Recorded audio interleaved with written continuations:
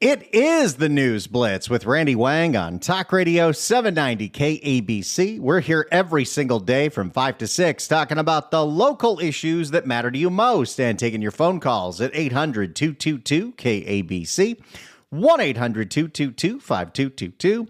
Take your emails as well. Try to read and respond to as many as I can at randykabc@gmail.com. That's randykabc@gmail.com. And if you have Apple Podcasts, search us and give us a follow, the KABC News Blitz. We would appreciate it. I came to a realization today as I was listening to a very specific podcast that I, as a resident of Los Angeles in Southern California, want Metro to be successful.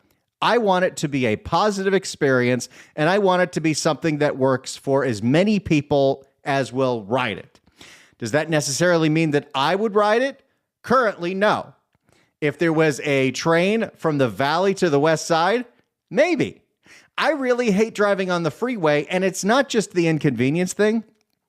I really start to panic and get paranoid when I see how bad the drivers are, because I've seen so many bad accidents. I've seen what happens on that freeway, and ultimately, the more and more we drive these dangerous corridors, something's going to happen to somebody, and I don't want that to be me. So ultimately, I would love to see a future where Metro is successful.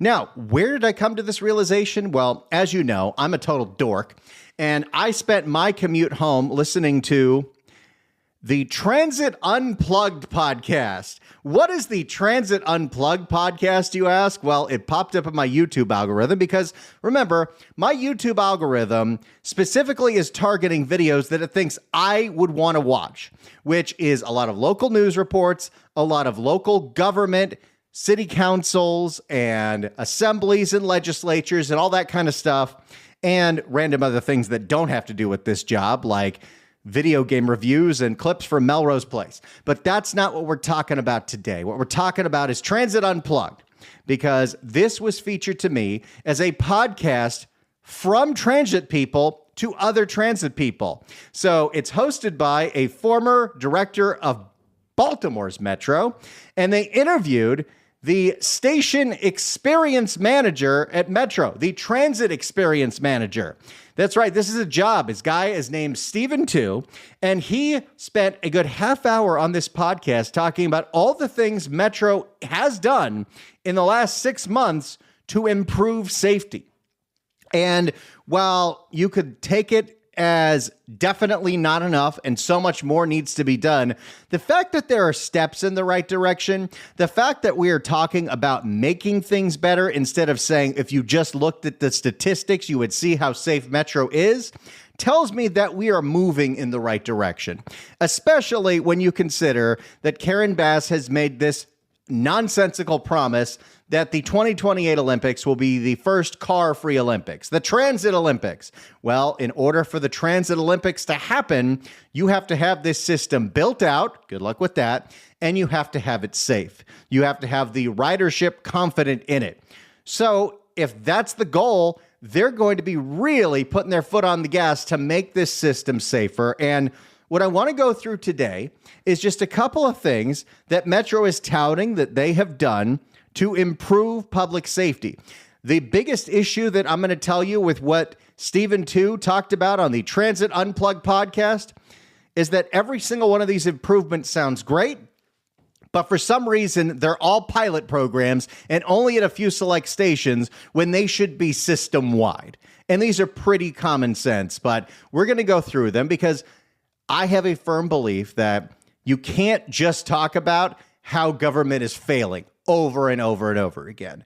We want to smack them when they're being stupid, but we want to praise them when they're being good, when they're doing something that is in the right direction of where we want to go. And as you can tell by the evidence of the most recent election, Californians are moving towards public safety, and that includes public safety on Metro. So without further ado, because I listened to the whole thing, no one else is going to give you this kind of content. I cut some clips from the Transit Unplugged podcast interviewing the transit experience manager from Metro, Stephen Tu. and you're going to hear the things that Metro is touting that they say are leading to a better experience. What I want to know from you after you hear the things that Metro is doing at 800-222-KABC, 1-800-222-5222 is this: do you think Metro is moving in the right direction? 800-222-KABC, 1-800-222-5222. Things are not going to get better overnight, but there are some specific things that they talk about here that I would like to see repeated throughout the entire system, because they are cutting down on some of the insanity that goes down at some of those platforms. It's a whole other conversation about what do you do about the bus network. I don't know what you do about that. But let's start with how the station experience manager, transit experience manager position came to be. Without further ado, here is the Transit Unplugged podcast, hosted by a man named Paul Comfort, who used to work in Metro in Baltimore, interview a guy who works at Metro in LA. This is the kind of geeky crap I listen to prep for this show. Well, let's dive in then. Today's episode might be a little different than people are used to. Today, we're going to unpack something that I think a lot of transit agencies can learn from, because you guys are doing it well, and that is station. Okay, that's either really encouraging or really scary. And that is station experience. Explain to me the whole concept to start with, how long the program's been there, and then we'll dive into some of the key features of it.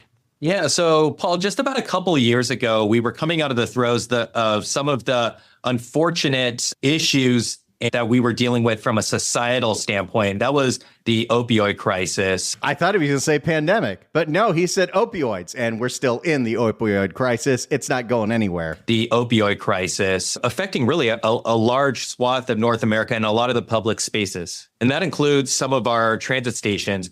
There was a particular station that really became plagued with a heavy use of intensities of fentanyl use, and that was at Westlake MacArthur Park Station. I knew it. I knew he was going to say MacArthur Park. Includes some of our transit stations.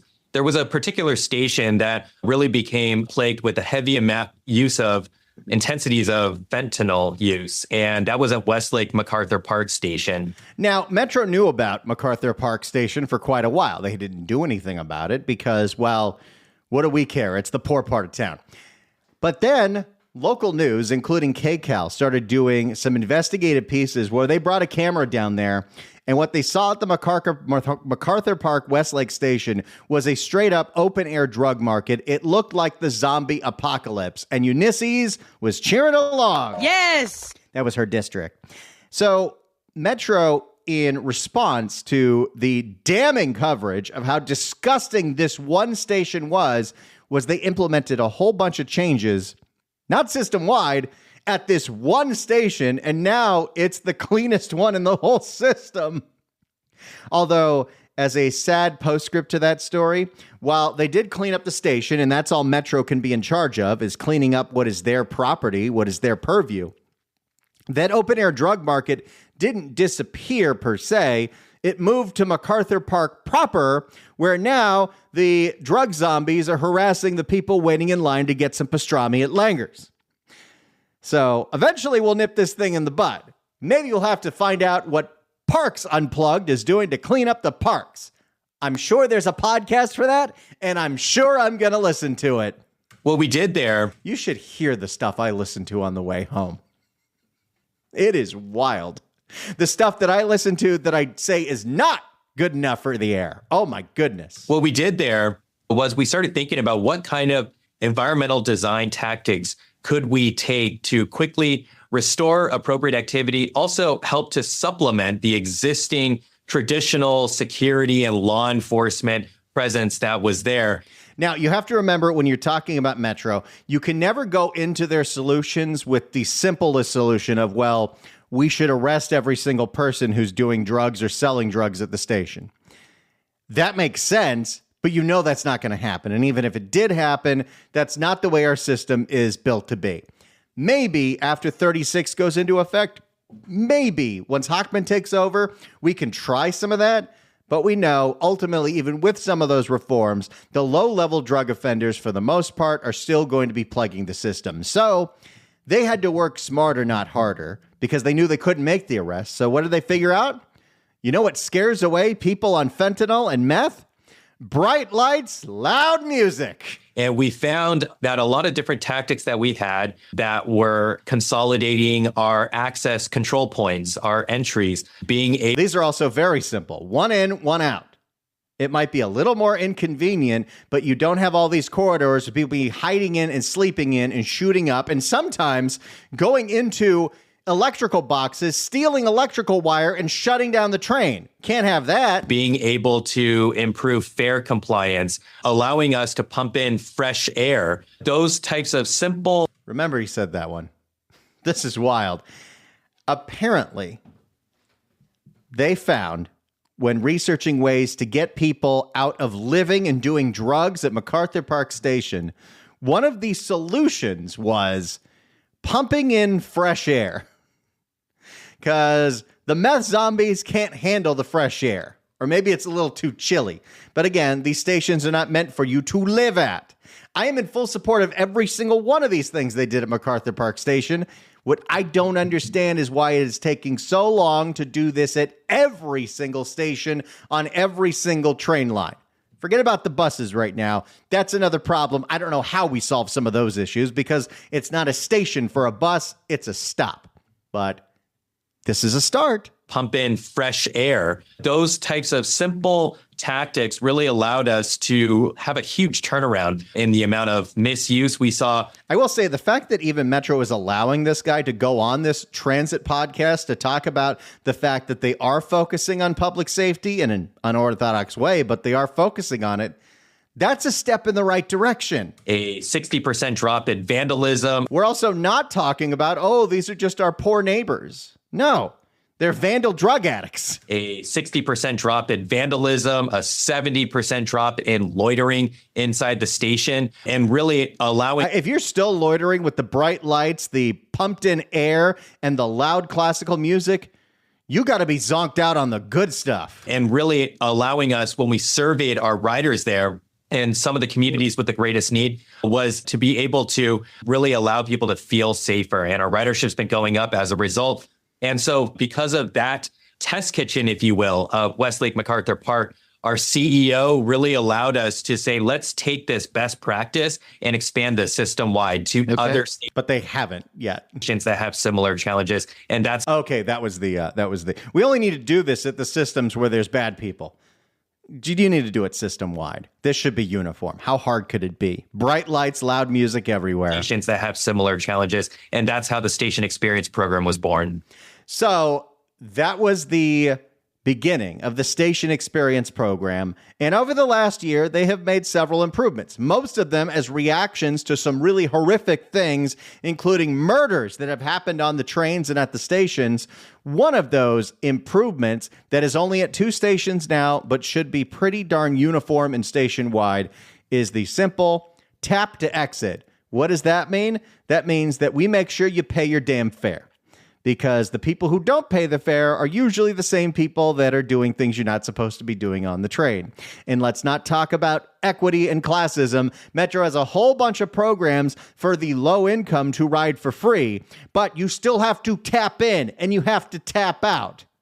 So walk me through some of the programs. Why don't we start with something you showed me there at the end of the line at the Santa Monica Pier Station, which is a tap to exit program. Explain that to me.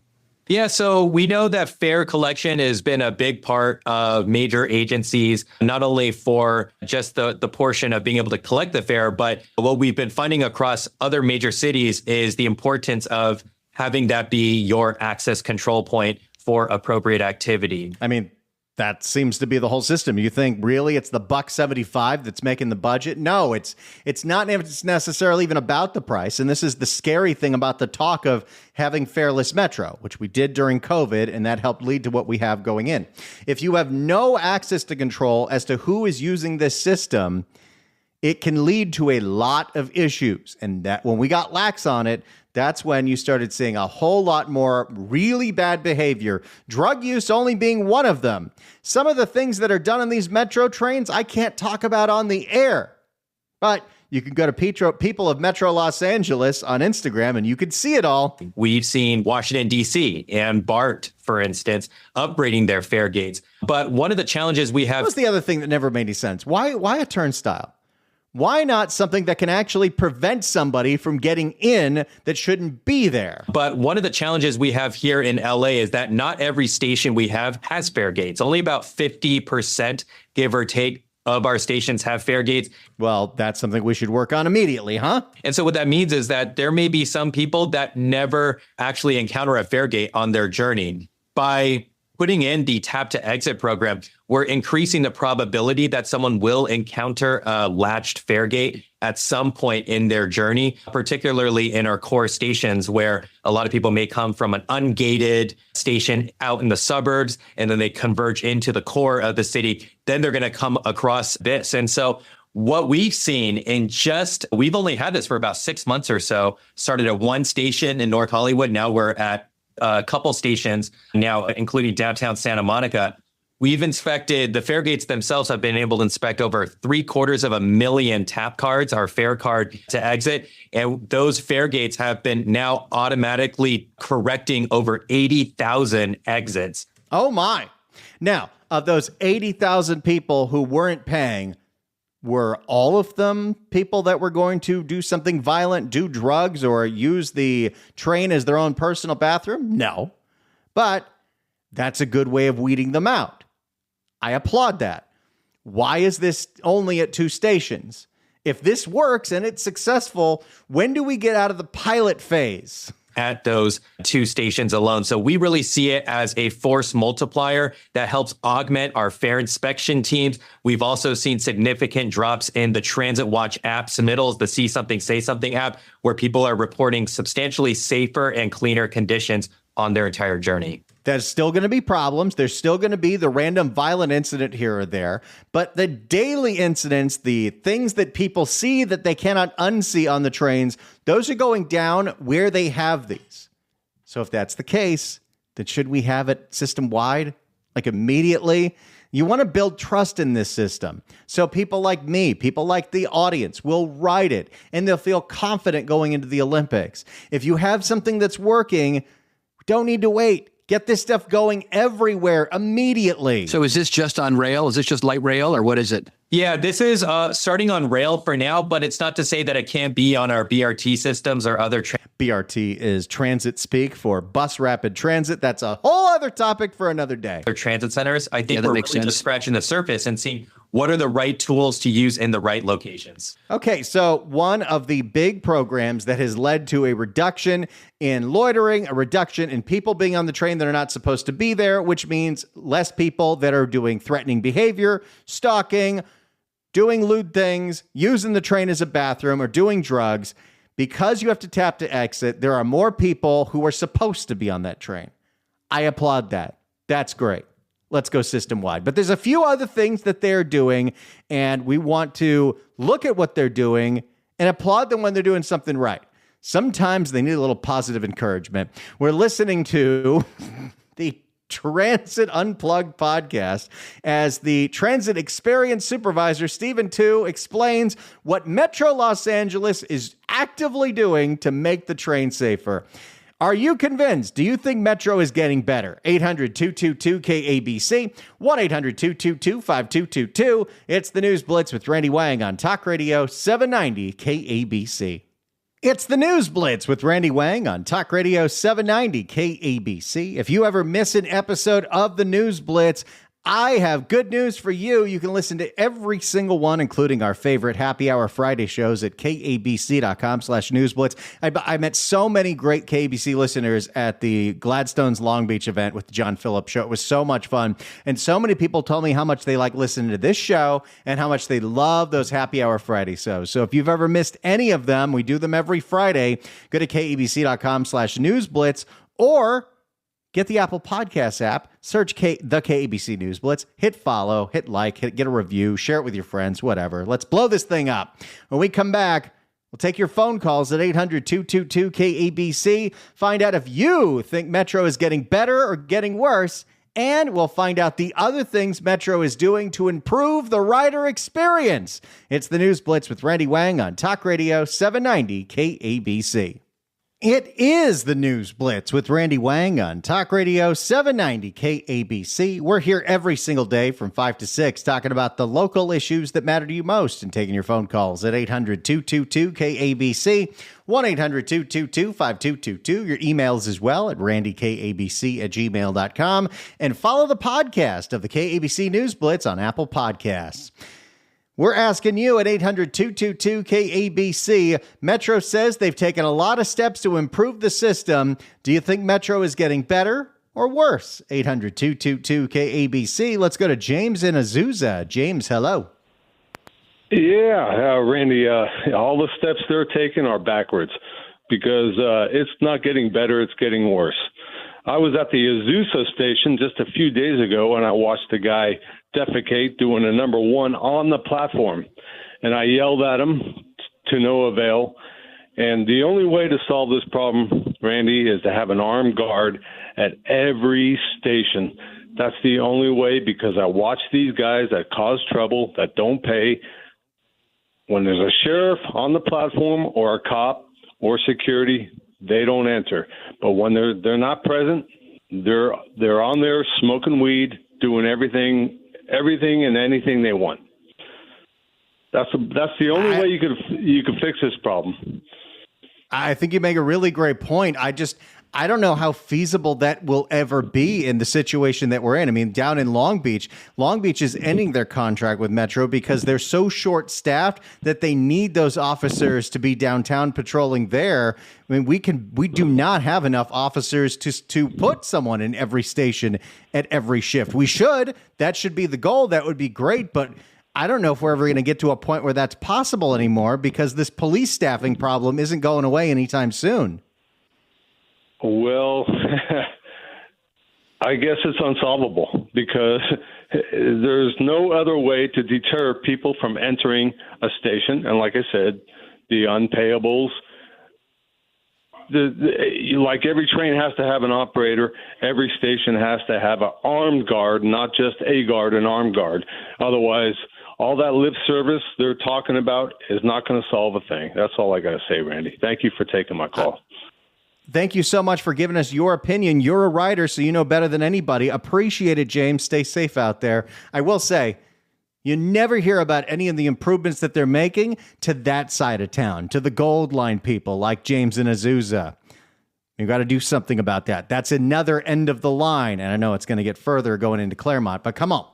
Let's do something for James. Let's get that place safer. Now, we've been going through the Transit Unplugged podcast, listening to the station experience manager, Stephen Tu, explain the things that Metro is doing to make your experience better, to make it safer. And one of the things they're doing to discourage people using Metro as a bathroom is changing the way the elevators at these Metro stations operate.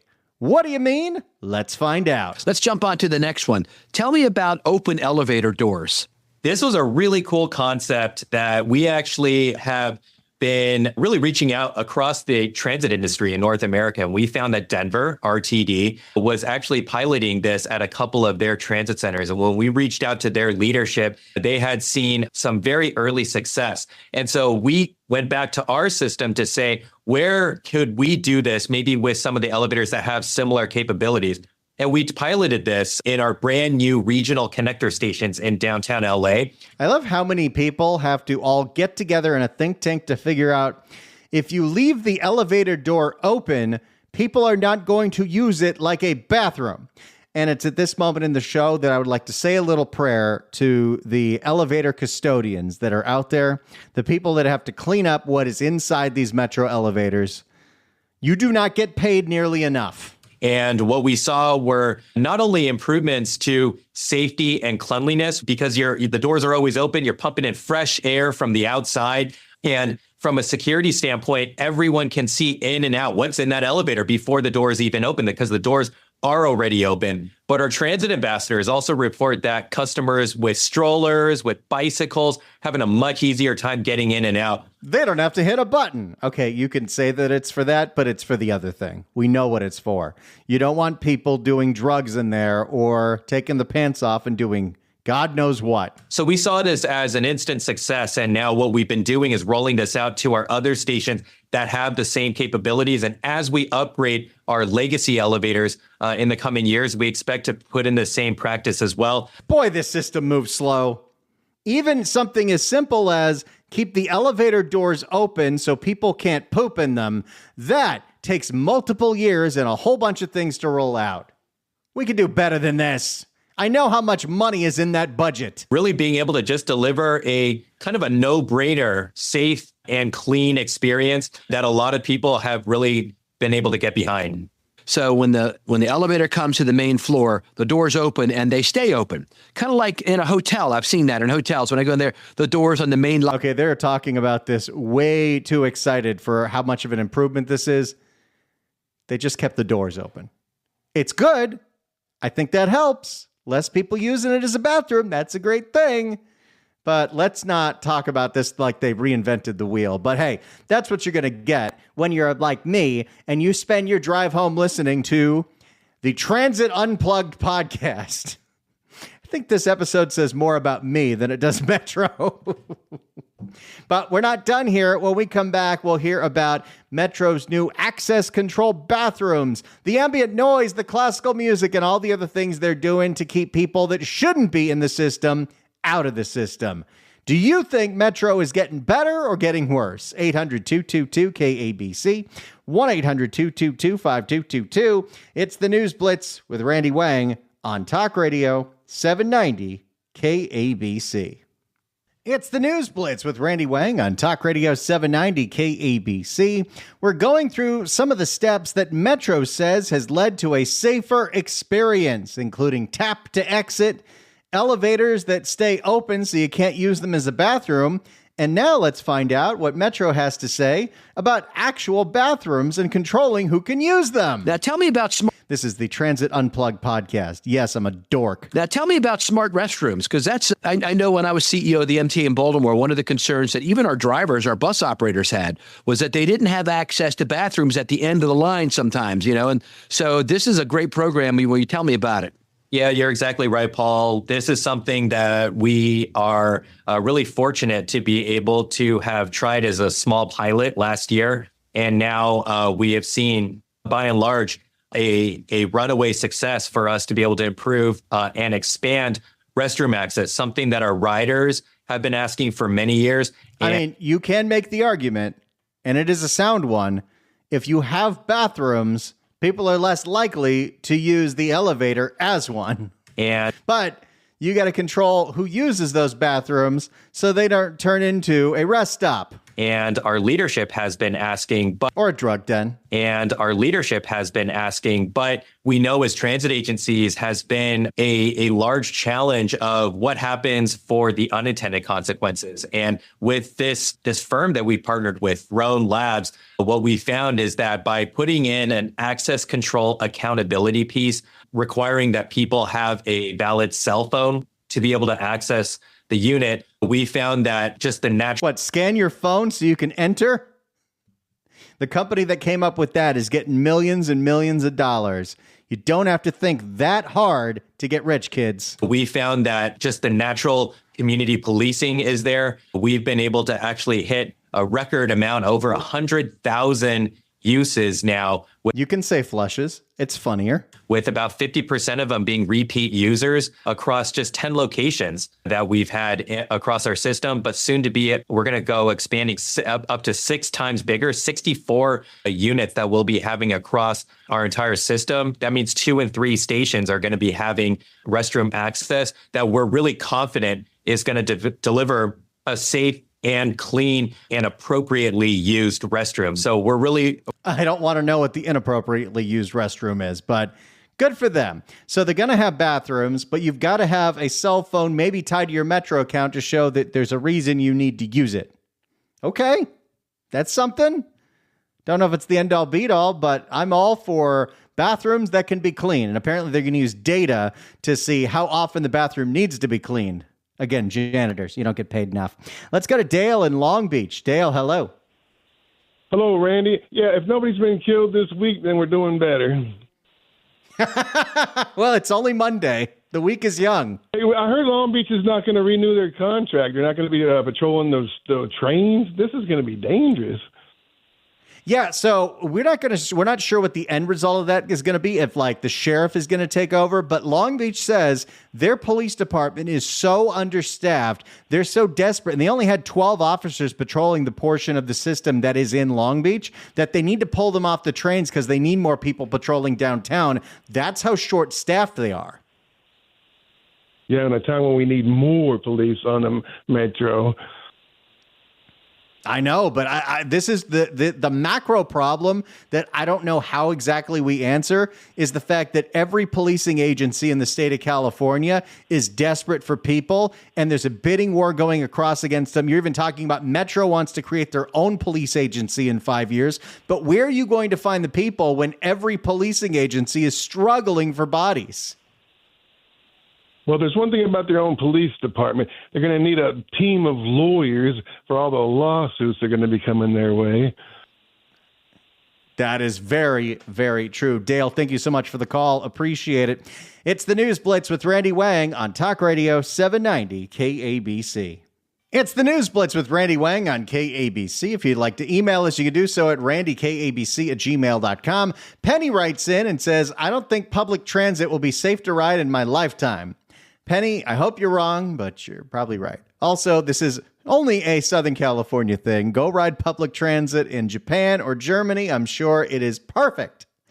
How can they do it so right? One of the things that Metro is doing that they really got to reproduce at every single station possible, and heck, do it at the bus stops too, is blasting the classical music. It keeps people out of the 7-Eleven, and it keeps people out of the Metro station that want to do drugs. Here is more from the Transit Unplugged podcast. This is what I spend my time listening to. Yes. So, but you guys are doing something similar. You're playing some music at places, and tell us about the program. Conan Chung, your COO, mentioned it on our last podcast, but tell us it's kind of become part of your station experience program, right? Yeah, definitely. I think this is a concept that isn't new in public spaces per se. You hear it when you walk into any fast food restaurant. We even learned that Taco Bell, for instance, they play soundtracks based on time of day when they want people to stay there a little bit longer. Okay, I want to interview the guy who works at Taco Bell that is curating the playlist that will get you to order more chalupas.